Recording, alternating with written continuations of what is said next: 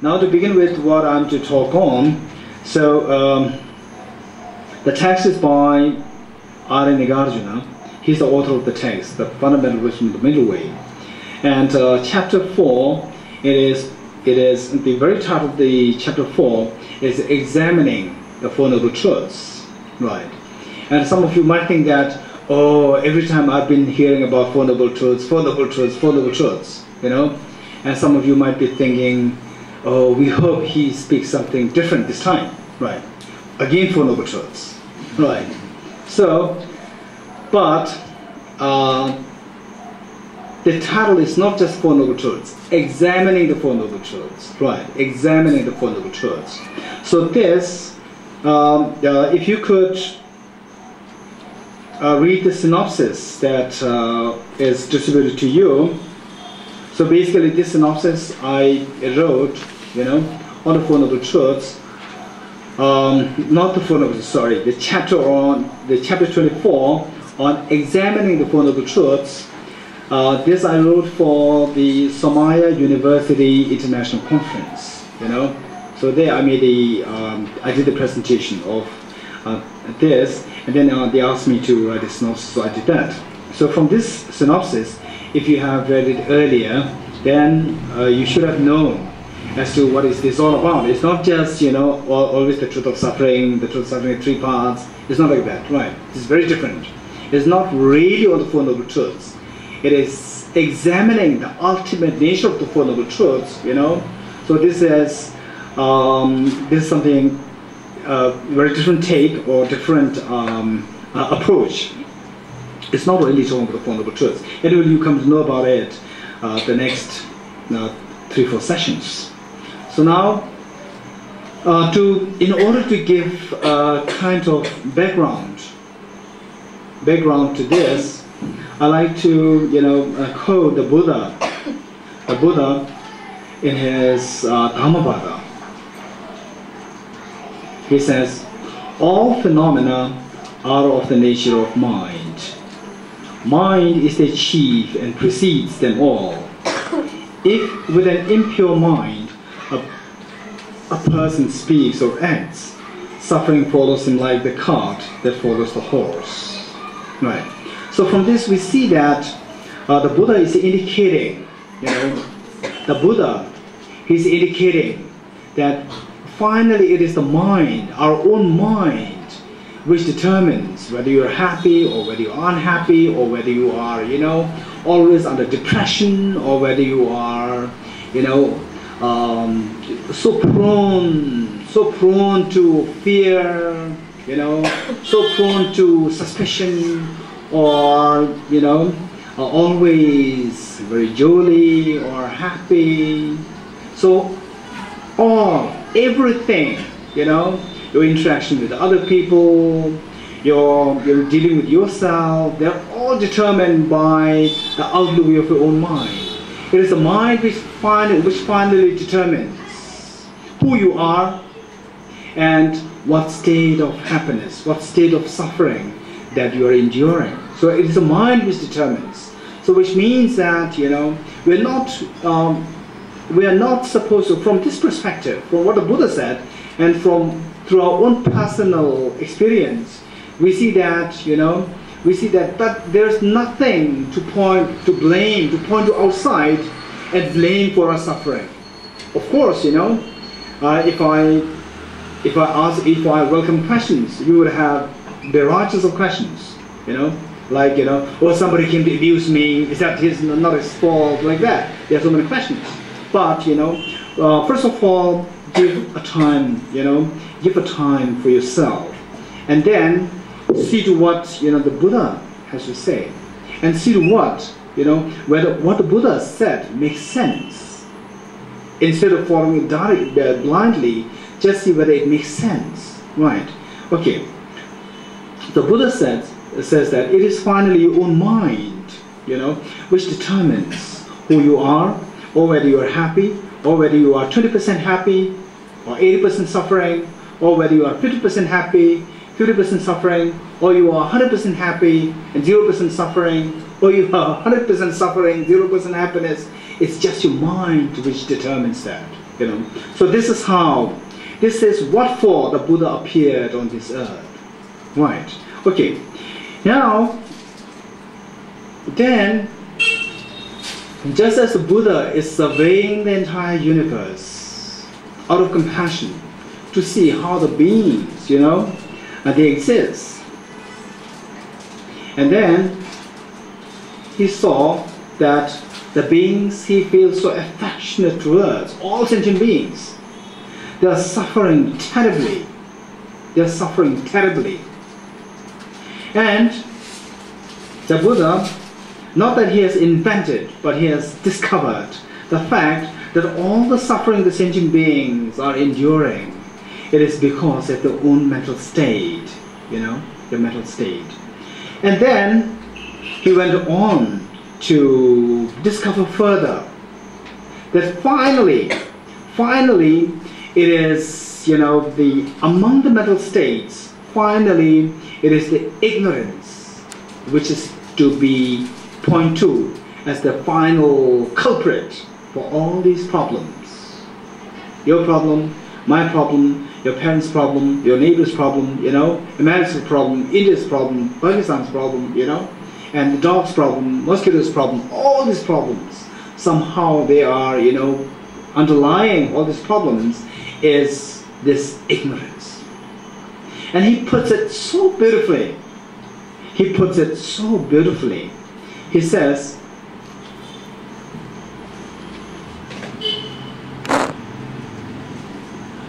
the sense of self, the sense of intrinsic, the sense of objective self is the demonic mind. The sense of the ignorance which views the self as intrinsic, which views the self as objective, so concrete, egoistic in nature. So this is the demonic mind. And whosoever understands that this ignorance grasping at the self as so truly, so intrinsically, this is the demonic mind, and whosoever discovers that and eliminate that is a wise person, is a wise, and he or she is freed of suffering, no more suffering. So this is what the Buddha said. Right. Okay, now our job is not to follow the Buddha blindly. And the Buddha also doesn't, the Buddha doesn't want us to follow him blindly. Because the Buddha himself said, just as the goldsmith testifies the purity of the gold by cutting, rubbing, and burning the gold, so too should you examine my words and put them into practice, but not simply because you respect me. So this is what the Buddha said, which means that he's showing the path, what he has discovered. And after showing the path, he expects us to analyze, to undertake investigation, and then see whether what he said is correct and not. And after discerning what he said is correct and something sensible, then he expects us to put that into practice for our own good. Right. Okay. So from this, I don't know to what extent you can articulate what I've said, but if I try to articulate or if I try to put in words, a few words to summarize what I said so far, then you would very much agree with this. And just see whether you agree with me or not. Okay. The plight that we all are in right now is not a good news. It's suffering. And the Buddha said, if you don't want this suffering, you should investigate the cause of suffering. And finally, the cause of suffering boils down not to the external conditions, not even you. It is your demonic mind. Within the domain of the mind, we see that there is one part which is so demonic, in the sense that it is so rude, so cruel to give rise to all pains, fear, suffering in us. so painful. And, you know, and the nature of this demonic mind is a mind which misperceives, which is ignorant, which misperceives the self as something so objectively existent, something so intrinsically existent, as opposed to the reality that the self is lacking independent existence. Self is of the nature of emptiness of intrinsic reality. Right. Okay. So the last part, I know, you know, for some of you, it might be a little bit technical, but don't worry about it. This is what we are supposed to be, you know, unfolding over the next 4 sessions. Right. Now, again, what I've been saying so far, this again, Acharya or Arya Nagarjuna, who he's so beautifully, you know, condensed that in his Fundamental Wisdom of the Middle Way, chapter 18. Arya Nagarjuna says, again, just see, you know, just see if what I've said so far and what we have summarized that into a few lines, whether that is really captivated, you know, captivated in this stanza set forth by Arya Nagarjuna, you know, just see whether it is really there, right? So he says, ceasing, stopping, ceasing of contaminated karmas and afflictions is nirvana. Karmas and afflictions arise from the conceptualization of misperception, which in turn arises from the elaboration of the grasping at the self as intrinsically and objectively. Let me repeat it. Ceasing of contaminated karmas and afflictions is nirvana. And the karmas and the afflictions are given rise to by the conceptualization of the misperception, which in turn arises from the elaboration of the grasping at the self to be objectively existent and intrinsically real. Right.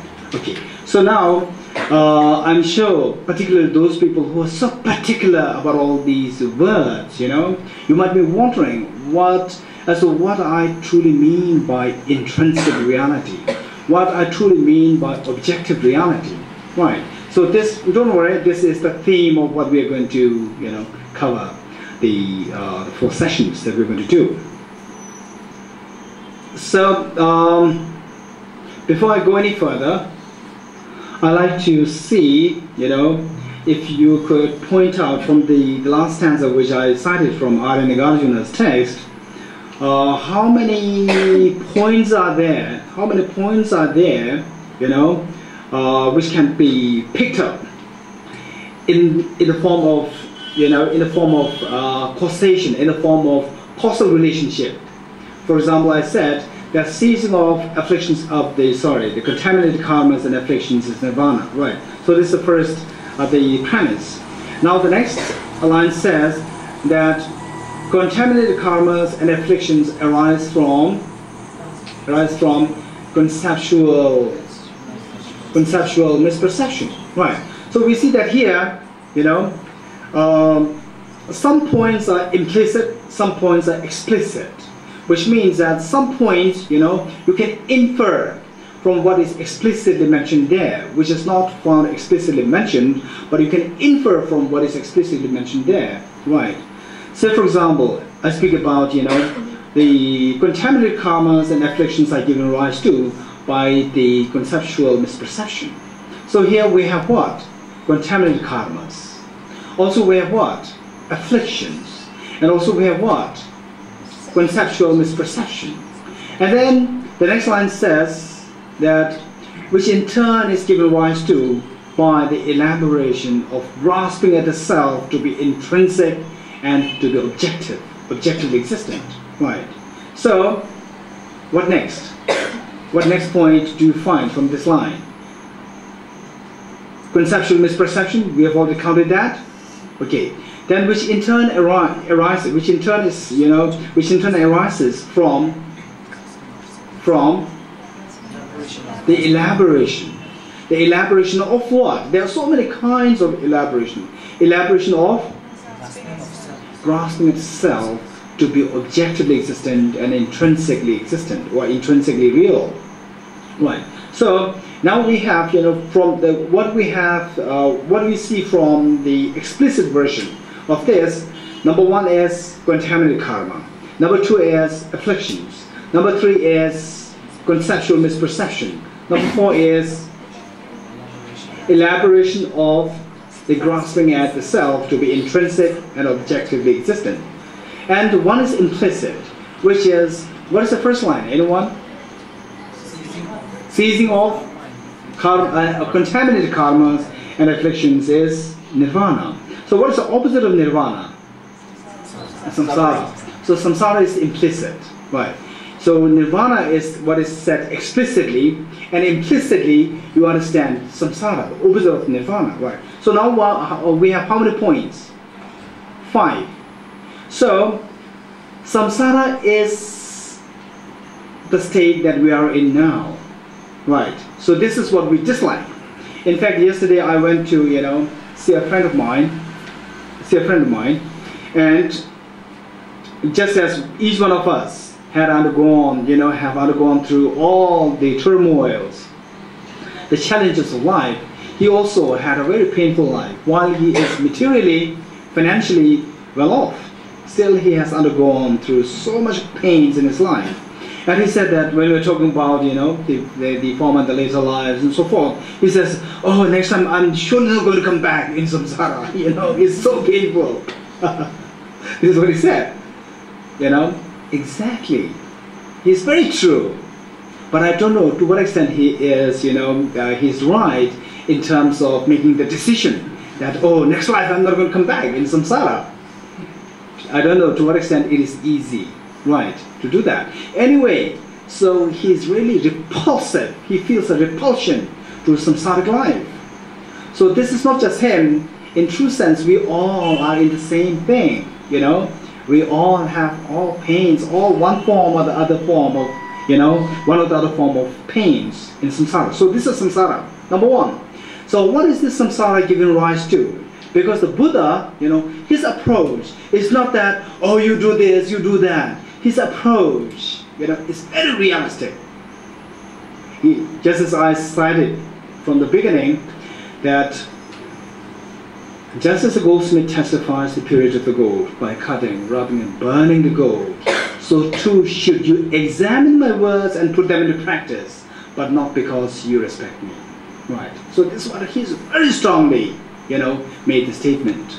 So thus, our job is to, to really follow what the Buddha is telling us and inquire and examine whether what he said is correct, right? So his approach, when he speaks about the Four Noble Truths, we see that the truth of the suffering, and the next is the truth of the cause of suffering, right? So he is more interested that we should be able to analyzing the cause if you don't want the result. If you don't know what the result, analyze the cause of that, try to pinpoint what the ultimate cause is, then just uproot that cause, and the result simply dries off automatically. This is his approach. So, in a like manner, from this stanza, which Arya Nagarjuna, he's so beautifully captivated what is said by the Buddha, So from this we see that he points to the 5 points associated with how we suffer in samsara. So number one is the reality of the suffering that we are in, which is not at all a good thing. First one is samsara. And samsara, what gives rise to that? It is the contaminated karmas. So we have, number 2 is what? Contaminated karmas. And what gives rise to the contaminated karmas?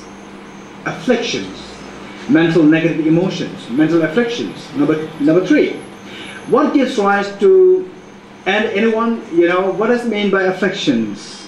we have to make sure that, you know, every word that we say, at least we get some kind of intellectual understanding, if not experiential. Okay, what does it mean afflictions? Kleshas. Kleshas, you are right. So anyone who is new to the concept, so, you know, the Indians, you know, even if you are new to this center and the Buddhist concept, so when Subhashini, when she said, you know, klesha, oh, now I got it, afflictions. Whenever he uses the word afflictions, it means kleshas, right? So what about the Tibetans? Afflictions. Ignorance, attachment, and anger. Okay, ignorance is a part of it. Is a part of it. Yes, you know, it's really the root. It's really the root which gives rise to all afflictions, you know, but it's not the full story of the afflictions. This is the root. Okay, in Tibetan it is nyulmong. So now, you know, in our you know, a language which we can understand so easily, you know, I don't know whether it really is 100%, you know, accurate, precise or not. I don't really, you know, care much about that part for the time being. So this could be loosely, you know, said. Do you have a question? If not, you know, make sure that you sit on a cushion. I'm not responsible if you know, have diarrhea. Okay, there are more questions here. And for the boy. Yeah, here. Otherwise your concentration will be lost. Very good. Okay.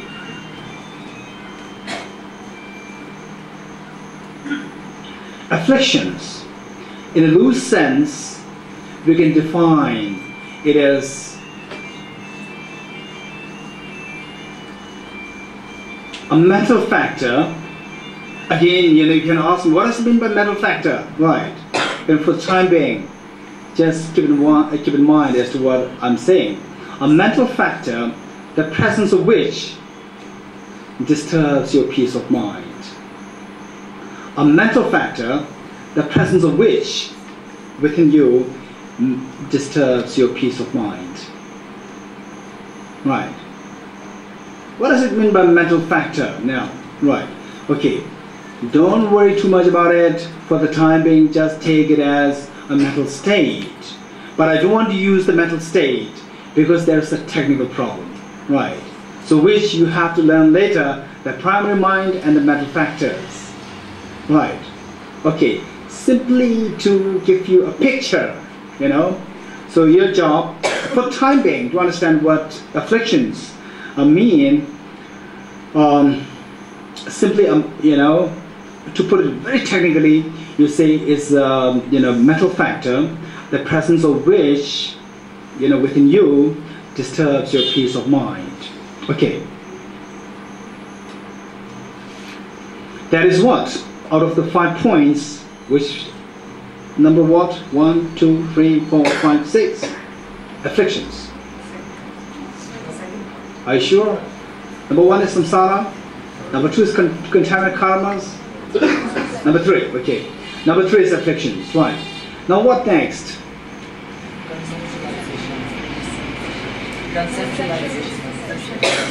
Conceptualization of conceptual misperceptions. Okay. So now this is really technical. And still what next? Elaboration of what? Elaboration of grasping at the self as objectively existent and intrinsically real. Intrinsic real, intrinsically existent, same. Okay. So these are the 2 things which, you know, we really need to explore. So anyway, for time being, what is number 1? Samsara. What is number 2? Contaminant karmas. What gives rise to this contaminant karmas? Afflictions. What gives rise to afflictions? Conceptual misperceptions. What gives rise to conceptual misperception? elaboration of grasping at the self to be truly existent and intrinsically real. Okay, so you understand it? You get it? Are you sure? You know what grasping, what elaboration is, what conceptual misperception is. You know that? Which means you don't know. Right. Anyway, at least intellectually, or at least in words, you know what these 5 points are, and which comes first, which comes next. You know that. Right. Okay. This is good enough for the time being. Now, you have already studied the Four Noble Truths from your teachers in this center, right? Okay. What is the second truth? Cause of suffering. The truth of the cause of suffering. What is the first truth? Truth of suffering. Okay. Keep this in mind. Now, from this stanza, which we are able to extract how many points? 5 points. So, what is the truth of suffering according to from these 5 points? Which is the one which you can qualify it as the truth of suffering? Samsara, the first point. And what is the truth of the second truth, the truth of the cause of suffering? Which among the 5 points you can point to as the truth of the cause of suffering? The remaining 4 points. The remaining 4 points, particularly what? Very good. Particularly, or ultimately, finally, it is this grasping at the self to be truly existent and intrinsically real. And sometimes the 5th point is also referred to as the ignorance grasping at the self to be truly and intrinsically real. You're getting it? Okay. Now tell me, what is the final cause of suffering which we dislike? The suffering is what we dislike, So what is the final cause of that? The ignorance, we have the 5 points, that's it. And of the 5 points, from these 5 points, which is the final cause giving rise to the rest of the points? The ignorance, which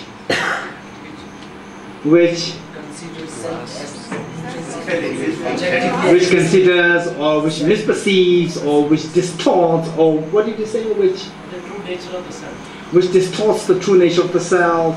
Perfectly right. Don't forget it. Right. Okay. Now, and the Buddha, as I said earlier, he said that all suffering, they are given rise to the demonic mind. They are given rise to by this demonic mind which is present in us. Now tell me, what is this demonic mind? Anyone? Try to relate it to, this stanza which points to the 5 points. What is this demonic mind which is the final cause of all suffering? Self-cherishing. This is what I need to deal with, later. Anyone more? So why I'm asking all these things is to make sure that you have the blueprint.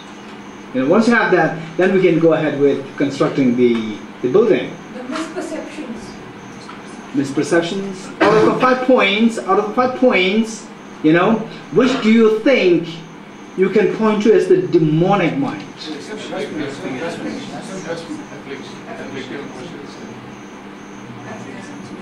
Okay, now look. Say, they are the terrorists. Right. The terrorists, and then the suicide bombers are there. Do you think that the mastermind, the person, the mastermind, is really going there to commit suicide? No, he's hiding.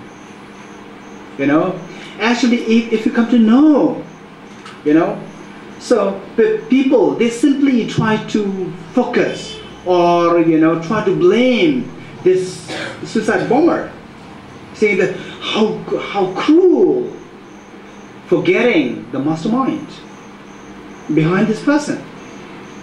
Actually, we should be feeling pity, compassionate towards this person. He's ignorant and he's being abused, manipulated by someone hiding behind.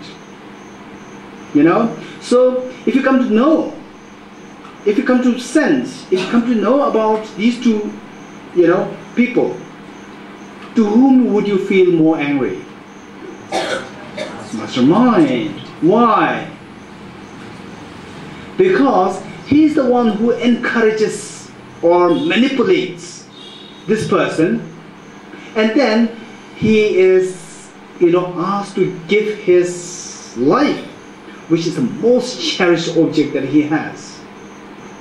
But the person, the mastermind, he's not ready to give his mind. He give his life. He's hiding. Right. Okay. Now look. So in a like manner, there are the 5 points, and which is the final mastermind behind all these points? The ignorance, which misperceives the self to be, truly existent and intrinsically real. Right. Okay. Among the 5 points, why is this the mastermind, the final mastermind behind all these things? Why? Because samsara is the most superficial thing which we dislike, which we obviously see, which we dislike. And this samsara is given rise to by what? Contaminated karmas. What gives rise to contaminated karmas? If you want to eliminate samsara, if you don't want suffering, if you don't want samsara, you have to eliminate contaminated karmas. But if you want to eliminate contaminated karmas, what should you do? You should eliminate what? The afflictions, because the afflictions give rise to contaminated karmas. And if you don't like afflictions, what should you do? You should eliminate the conceptual misperception. And if you don't like conceptual misperception, what should you do? You should eliminate what causes this conceptual misperception. So what causes conceptual misperception? Exactly. The ignorance or the elaboration, this word elaboration is used by Arya Nagarjuna in this context, which you have to understand it later. But over the a standard way of you were saying the terminology here by all the other the Indian masters is the ignorance which misconceives the self to be truly existent and intrinsically real. Okay, so this is the final cause. This is the final mastermind behind our suffering, right?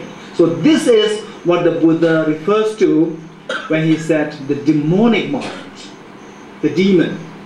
The true demon is this ignorance which misperceives things, or which misconceives, or which distorts the reality, as something intrinsic and something objectively real. Okay, so I know some of you, seems, what he's saying right now seems quite clear, but still there's something there. Conceptual misperception. What does it mean by conceptual misperception? He didn't really explain this, and he's, thinking of skipping off that. Okay, so what is that? This is what I like to discuss with you here, and then we try to get something, whether you understand it on the experiential level or not, irrespective of that, still get some kind of understanding, whether intellectually or experientially or whatever, as how all suffering we dislike, suffering that which we dislike comes into being, and then on the basis of which we will come to know as to what exactly, what to do exactly, what kind of practice to adopt if you don't like suffering. This is the story. Okay.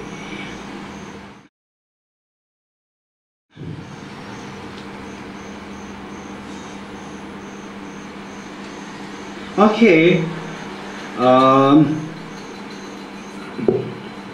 Can I have an empty blank paper?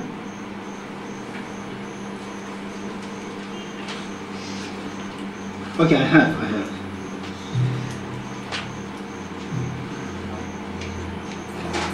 Oh yes.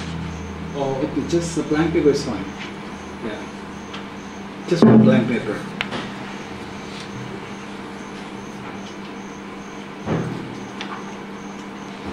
You must be wondering what he's going to do with this.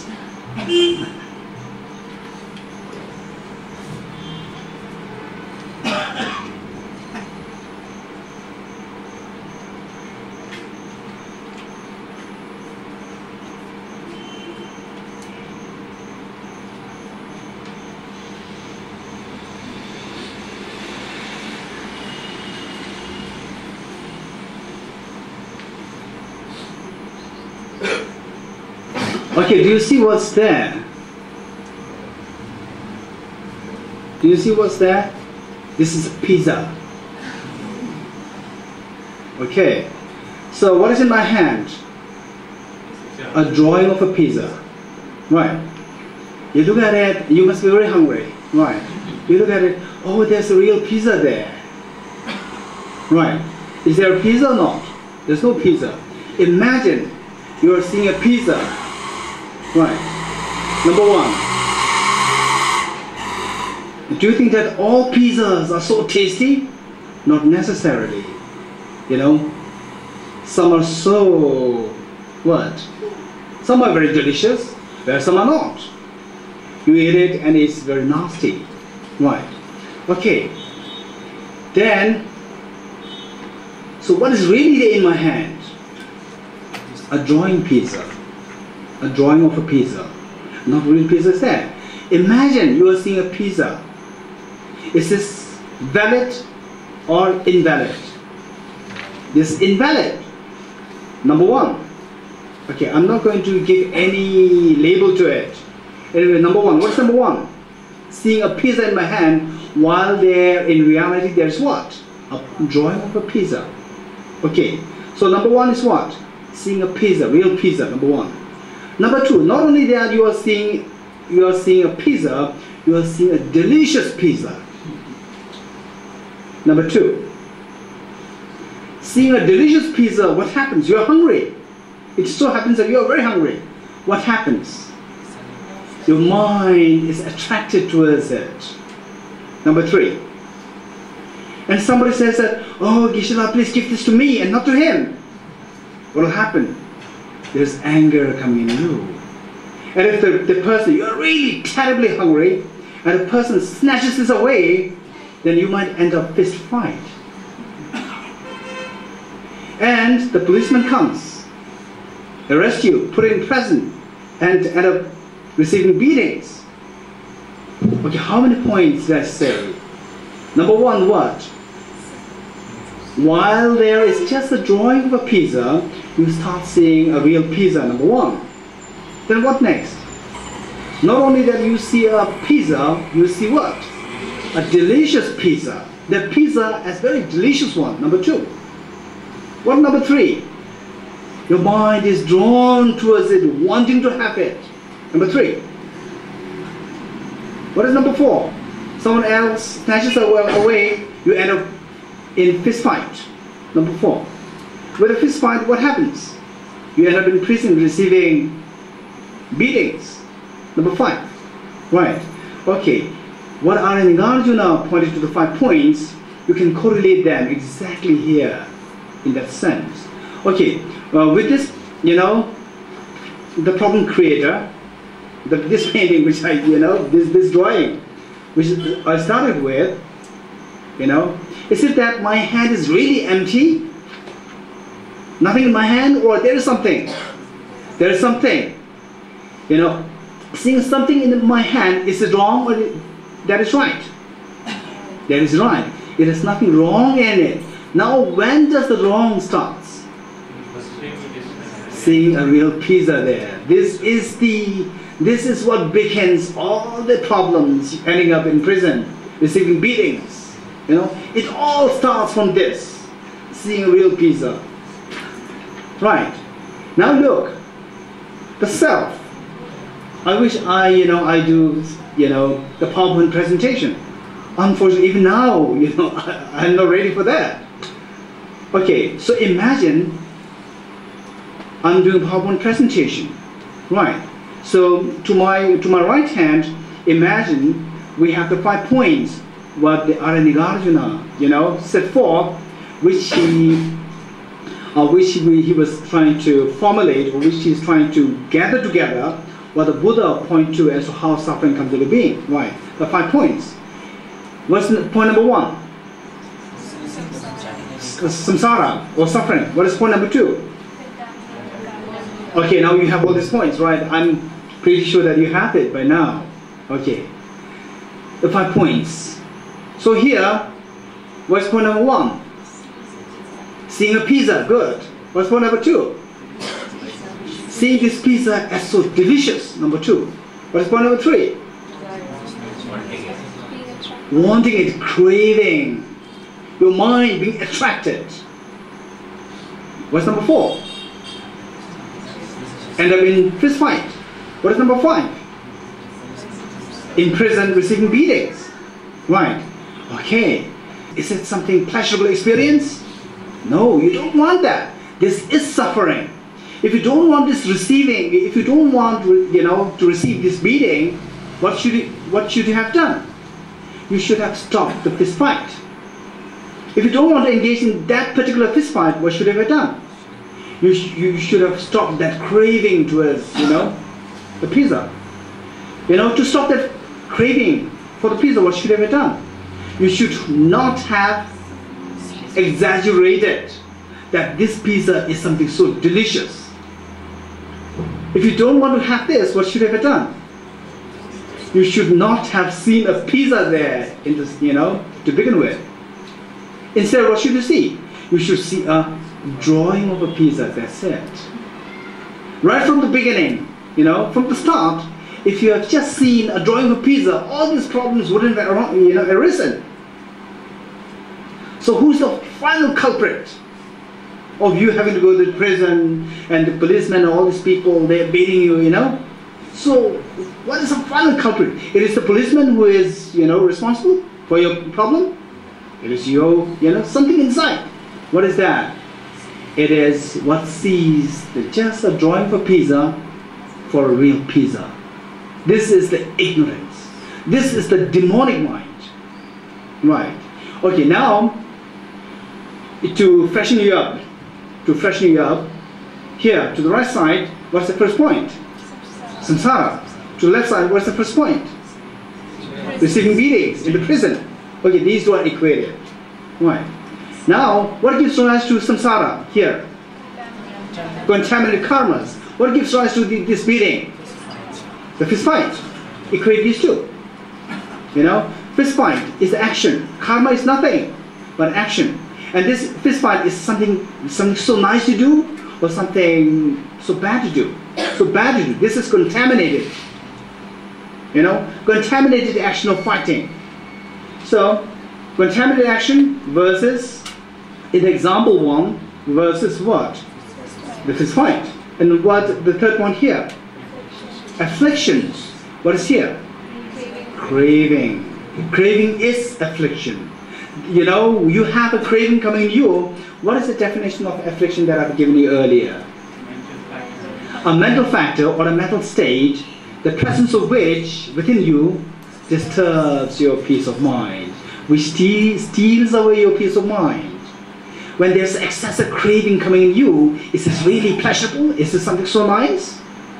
Or imagine there's excessive anger in you.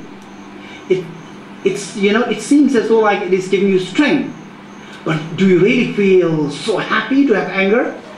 No, not at all. Oh wow, today I'm going to be very angry. Is this what I'm going to do? No, not at all. Well, I wish I'm not, angry. So when there's anger, there's really a turbulence in your mind happening. And if you have a little bit of experience of meditation, you see that even the desire, the craving, there's a incredible turbulence mixed with it. So it steals away the peace of your mind. Okay, like the what? Afflictions versus the craving in the example of the pizza thing, right? Then what next here? What gives rise to this craving? Conceptual misperception. We are not clear about it, now. Now it will become clearer here. Right. Exactly. Seeing the pizza as something so delicious. Right. Okay, still, you might ask me, in what way this is a conceptual misperception? I'll explain this little later. Right. Now, what is given rise to, what gives rise to this conceptual misperception? Ignorance, which, be very precise. There are so many kinds of ignorance. Which kind of ignorance here? The ignorance which misconceives the self to be intrinsically real, objectively real, as opposed to the reality that the self is empty of intrinsic real, empty of objective real. Right. Okay. So now what is here? What is the final cause of all these problems? Seeing, pizza as opposed to a drawing of a pizza. This is the ignorance which misconceives the final reality. Okay, now to tell you, to define, not really define, to give you some clues to really understand. Oh, now I'm getting somewhere, still the conceptual misperception, you don't really exactly know as to what it means. Now you get some kind of vague idea about it, but still not clear. Right. Okay, now let me put it this way. What is in my hand? A drawing of a pizza. Right. It starts with that. Drawing of a pizza. And this is not the problem creator. The problem creator starts from the next step, which is seeing this drawing of a pizza as a real pizza. So this is the beginning. This is opening the new chapter of the suffering. Right. Okay. So likewise, what is in my hand? A cup. A mug. Right.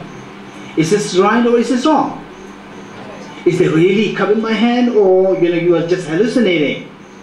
There's really a cup there. At least whether what does it really mean by really? Keep that aside for the time being. There is something, a concrete mug there. Okay, this is a point. Now the next thing, this is going to be the theme, the heart of what we're going to discuss the next 2-3 sessions. This mug. Does it exist? Does it exist? Yes, of course. It is there in your hand. You're holding it. It does exist. There's no qualm about it when it comes to the question, does it exist? The next question, how does it exist? The answer to this question, then, when you're unable to answer this well, then all these chain, the chain of these 5 points begins. Right. How does it exist? Right. This is question. What is the question? What is question number 1? This bug, does it exist? Does it exist or not? Yes. What is the second question? How does it exist? What is the mode of existence of this mug? These two are same. What is the mode of existence? How does it exist? How does it exist? And what is the mode of existence of this mug? Same. So when this question is asked, then people come up with different answers. Right. And on the basis of this, these answers given by these different people, it reflects their thinking pattern. If the answer happen to be wrong, it reflects their thinking, the wrongness of their thinking pattern. This is the demonic mind. Okay. So for time being, let's put it this way. Actually, the study of philosophy is not as simple as what I'm going to, put it in right now, but for the sake of simplicity. Imagine there are two camps. One, says something. The other says the opposite of that. And what is that something? Okay, hold on. Imagine you're dreaming. You're dreaming of being chased by a ghost. Have you ever dreamt of being chased by a ghost? Yes, no? Yes. Oh, you're very fortunate. I've been chased by ghosts so many times in my dreams. Particularly age like, from 8 till 20 something, around 25, 27, so most of the dreams are the ghosts chasing me. Okay, so you're so fortunate that never happened to you. Okay. Did you ever dream of pizza? Okay. Did you ever dream of, wanting to have, very hungry and wanting to eat something? Or did you ever dream, of being so thirsty, craving for water? Any of these kinds? Any? Yes. Okay. Now imagine, we are very hungry. And because of this hunger, you start dozing off and dream, you start dreaming. Dream of what? Dream of finally finding a pizza. You're about to eat it, You're about to eat it. You're about to eat it. And your mother wakes you up. What happens to the pizza? It disappears. Oh, mother, please bring me something to eat. And the mother says, why did you continue with your pizza? Why don't you continue with your pizza? What do you say? Oh, just forget about it. It's my dream. It's not real pizza. When you are dreaming, you didn't say that I'm dreaming. This is not a real pizza. You didn't say that. You're about to eat it. But when you come out of the dream, you said that, oh, this is real. This is not real pizza. Right. Now tell me, what is the difference? It's the same person. The same person in dream, he responded to dream pizza differently from, the same person waking up and responding to the dream pizza differently. Okay, tell me. First tell me, how did he respond to the dream pizza when he was dreaming? As a real pizza or as a dream pizza? Dream pizza. When he gets out, what is his response to the dream pizza? As a real pizza or as a dream pizza? Dream pizza, right. So now look, what is the consequence of these two different perspectives? The same person with two different, perspectives in relation to the dream pizza. In dream, he responds to his perspective of the dream pizza is a real pizza. And when he gets out of the dream, his perspective of the dream pizza is just a dream pizza. It's not a real pizza. Okay, now look, this is the perspective, the difference in terms of perspective. There are two contrasting perspectives.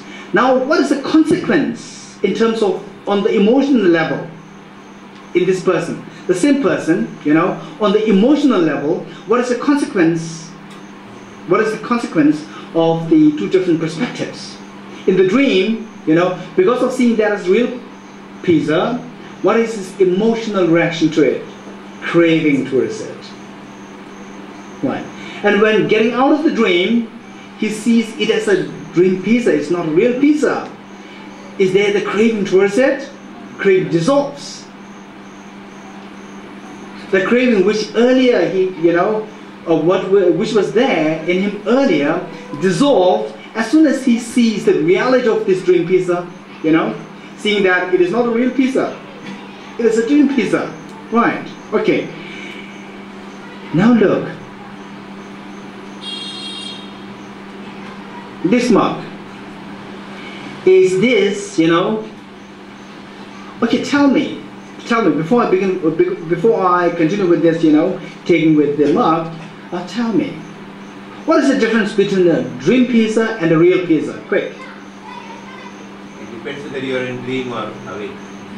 Good, very good. Someone else who can, put it in. The same concept is perfectly right. And one who can put it in some other language or in some other angle or version or whatever. Anyone? One is an illusion and one is the truth. One is? An illusion. Illusion. One is illusion and what is real? Okay. Anyone else? 100% correct. Anyone else? But thinking as self and as an emptiness. This is philosophical. I'm really bad in philosophy. Yeah. At least for the time being. Anyone else? You realize it is dream only when you are awake. Only after you are awake. Very good. Very good. Anyone else? The dream pizza doesn't give satisfaction, whereas the real pizza would give us satisfaction. Good. Why? Very good answer. Now the question, the next question is why? Okay, now why am I asking these all questions? Each one of you have an accurate 100% answer. I know that. Why I'm trying to, provoke you is to freshen you up. Right. To freshen you up in terms of your thinking. Because this requires incredible, activeness of your mind. It should not be a linear flow. If there is a linear flow, then your mind also hears something about emptiness or what, dream pizza, then couldn't really get what he's saying. Okay, now I'm happy. From your face I could see how fresh you are. Good. Now look. All of you said the correct answer. And I know each one of you, each one of you has correct answer. I know. Let me put it and then see whether you agree with me or not. If you agree with me, it's good. Then we can, go further ahead. Okay. This pizza. Of course, the pizza, is that pizza as small as this one? Or it should necessarily be bigger? But I did see, very small pizzas. Yeah. Some hotels, I don't know. Okay, I did see that. Anyway, whatever is the case, is this something, don't begin with all these philosophical stuff that you've learned earlier, all these Arya, Nagarjuna and all these things. Just keep them aside for the time being. Start from, where we are. Just speak your mind. Don't speak the mind of those Arya, Nagarjuna. Right? Just speak your mind. Begin from there. Then you will get to Arya, Nagarjuna. If you start from Arya, Nagarjuna, you will end up with what you are now. Right. Okay. Now, this pizza. Is this created by your mind? Or this is really there outside? This is there really outside. Good. Imagine you are dreaming of the pizza. Is it really there outside or this is just your own mind? Just your mind. Good. Now look, when you speak about how does this exist, there are two possibilities. Don't rush to the conclusion. Before rushing to the conclusion that, oh wait, is this really there? Or is my own mind? No hurry, no hurry. Just give space to the possibilities, various possibilities. One of the possibilities is that, it could be, yes, Mark, or be very direct, this biscuit could be, it is really there outside, it is really there outside, from the object's side. Or it could be like my dream, I could be dreaming of this. Or it could be, my own mental projection from the minds,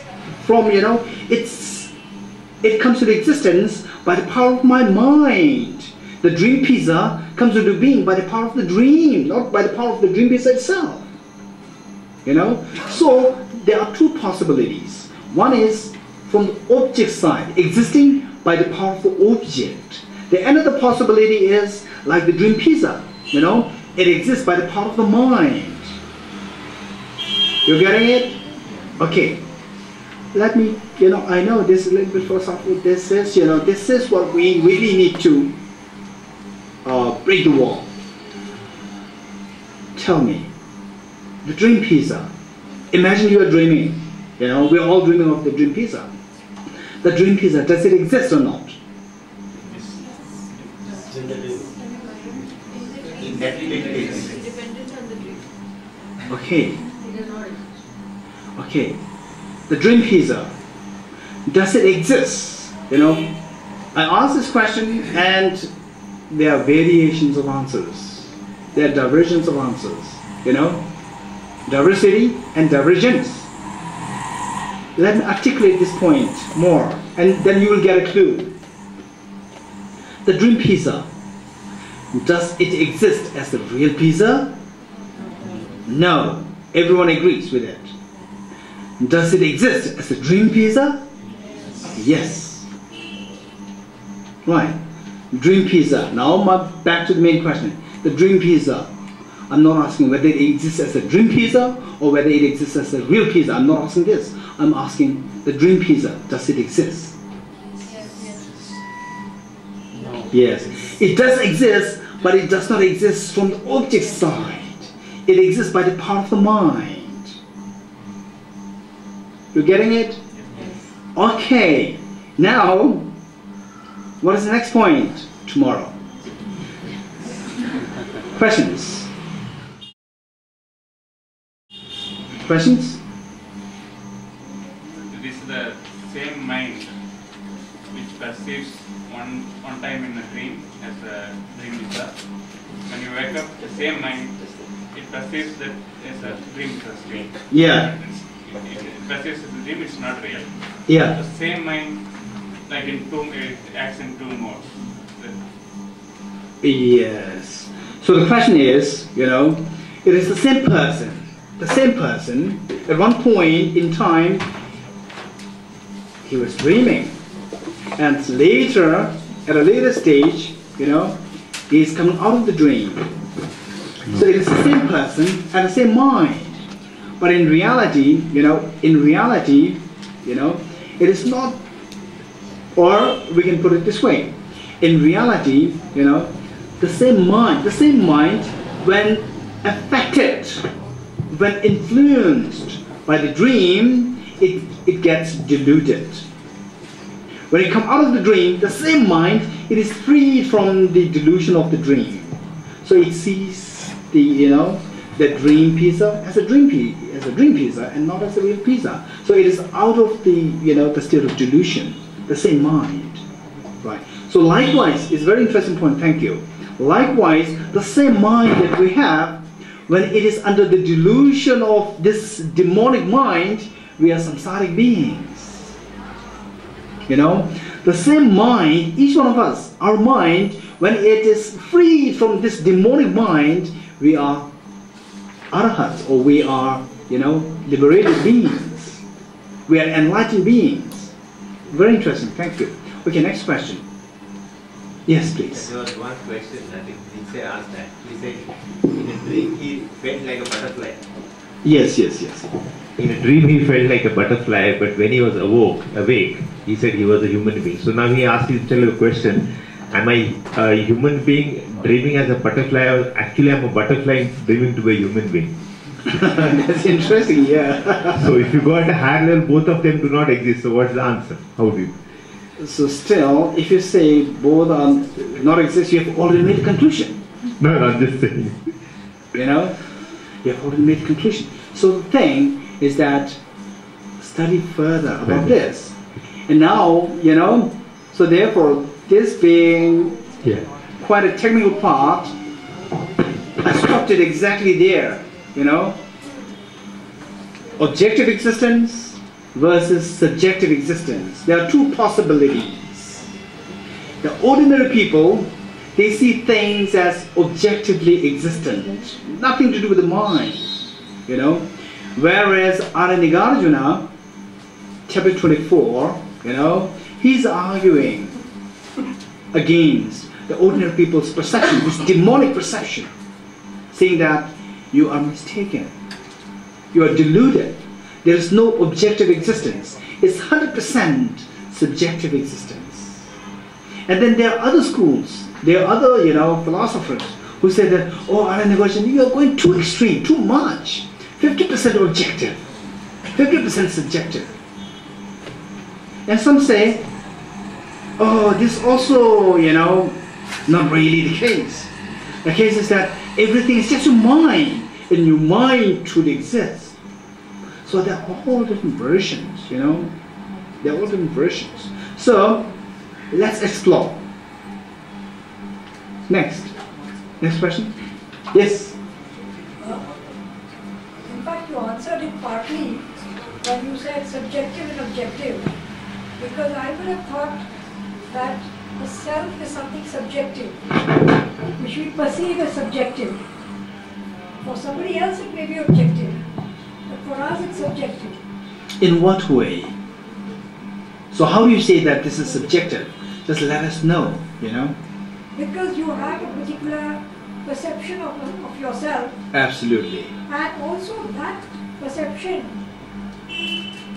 yes, it's objective in the sense that what others have said to you has created that subjective self. That makes sense, yeah, that makes sense. That subjective self Absolutely. is because of your feedback from others. Or feedback from other people. That's also very good point. Yeah. So this is what exactly we're going to discuss, we are going to look for, explore. Yeah. Next question. Okay, if not, then we'll stop here. And then, what I said earlier, what I said in this class, give more thought to it. And then tomorrow, come ready to climb the next step. Right? Not relapse. Don't relapse, Be prepared, or try to recapitulate, or try to review. Mentally, try to review what I said earlier. The 5 points, the 5 main points in relation to samsara, and the 5 points associated with the example that I've given, how we intertwine the two. Still one is yet to be resolved. Of course, this we're going to do tomorrow. Okay, is it, you have time, you have tea for everyone? Good.